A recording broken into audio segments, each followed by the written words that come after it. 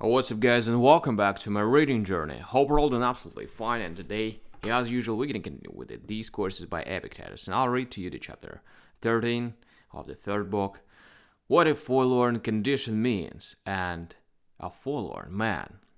So let's get started. The forlorn state is the condition of one without help, for a man is not forlorn simply because he is alone, any more than a man in a crowd is unforlorn. At any rate, when we lose a brother or a son or a friend in whom we rest our trust, we say that we have been left forlorn, though often we are in Rome with that great throng meeting us in the streets, and those numbers living about us, and sometimes we have a multitude of slaves. For according to his conception, the term forlorn means that a man is without help, exposed to those who wish to harm him. For this reason, when we are traveling, we call ourselves forlorn, most of all when we fall among robbers. For it is not the sight of a man as such that relieves us from being forlorn, but the sight of one who is faithful and self-respecting and serviceable. For if being alone is enough to make one forlorn, you must say that Zeus himself is forlorn at the conflagration of the universe, and bewails himself, Unhappy me, I have neither Hera, nor Athena, nor Apollo, nor, in a word, brother or son, or grandson or kinsman. And in fact, this is what some say, that he does when left alone in the conflagration, for they cannot conceive of the mode of life of a solitary being. They start with the natural principle, the fact that men are by nature drawn by ties of fellowship and mutual affection, and enjoy converse with their kind. But nevertheless, a man must prepare himself for solitude too.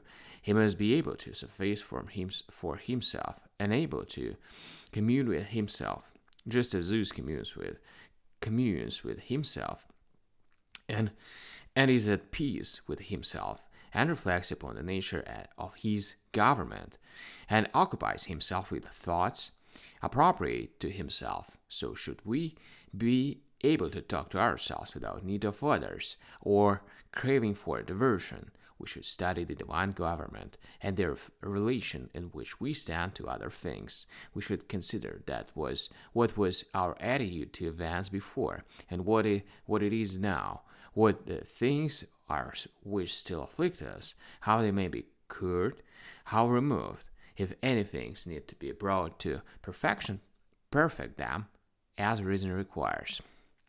For see, Caesar seems to provide us with profound peace. There are no wars nor battles anymore, no great bands of robbers or pirates. We are able to travel by land at every season, and to sail from sunset to sunrise, from sunrise to sunset. Can he then provide us also with peace from fever, from shipwreck, from fire or earthquake or thunderbolt? Go to, can he give us peace from love? He cannot. From mourning? He cannot. From envy? No, he cannot give us peace from any of them, but the reasoning of philosophers promises to give us peace from these troubles also. What does it say? Man, if you attend to me, wherever you may be, whatever you may be doing, you will feel no distress, no anger, no compulsion, no hindrance, but will live undisturbed and free from all distractions. When a man has this peace proclaimed to him, not by Caesar, how could he proclaim it, but proclaimed by God, through the voice of reason, is he not content when he is alone? Is he not content when he is alone? When he considers and reflects, now no evil can befall me, robber exists not for me, earthquake exists not. All is full of peace and tranquility. Every road, every city, every meeting, neighbor, companion, all are harmless. Another, who who takes care of me, supplies food and raiment. He has given me senses and primary conceptions, and when he does not provide necessaries, he sounds the recall. He opens the door and says, "Come, where? To nothing you need fear, but to that whence you were born, to your friends and kindred, the elements. So much of you as was fire shall pass into fire. What was earth shall pass into earth. The spirit into spirit, the water into water. There is no Hades, nor Acheron, nor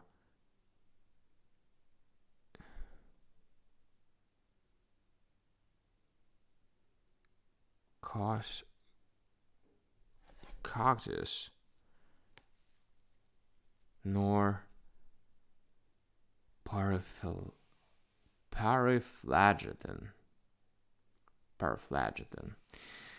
but all is full of gods and divine beings. When one has these to think upon, and when he beholds the sun and moon and stars, and enjoys land and sea, he is not forlorn any more than he is destitute of help. Nay, you say, what if one come upon me alone and murder me? Fool, he murders not you but your paltry body. How can we speak any more than of being forlorn and helpless? Why do we make ourselves worse than children? What do children do when they are left alone? They pick up potsherds and dust and build something or other, and then pull it down and build something else again. And so they never lack diversion. If you sail away, am I to sit and shed tears because I am left alone and forlorn? Shall I not, in that case, have my potsherds and my dust? But they do this in their foolishness. Do we in our wisdom make ourselves miserable? Great power is always dangerous in a beginner. We must then bear such things according to our strength, but always according to nature. A certain course may suit a strong man, but not a consumptive. Be content to practice the life of an invalid, that you may one day live the life of a healthy man. Take scant food, drink water, refrain from willing to get anything for a while, that you may one day direct your will rationally. If you do so, then, when you have some good in you, you will direct your will aright. No, you say, we wanted once to live as wise men and benefit mankind. Benefit indeed. What are you after? Did you ever benefit yourself? But I want to stir them up. Have you stirred yourself up first? You want to benefit them, then show them in your own life what sort of man philosophy makes, and cease to talk folly. When you eat, benefit those who eat with you. When you drink, benefit those who drink, by yielding and giving way to all, by bearing with them. That is the way to benefit them, and not by venting your own plan upon them. Alright, guys. So, the reading session is over, and as usual, we're going to continue tomorrow. Thank you, see you, and bye.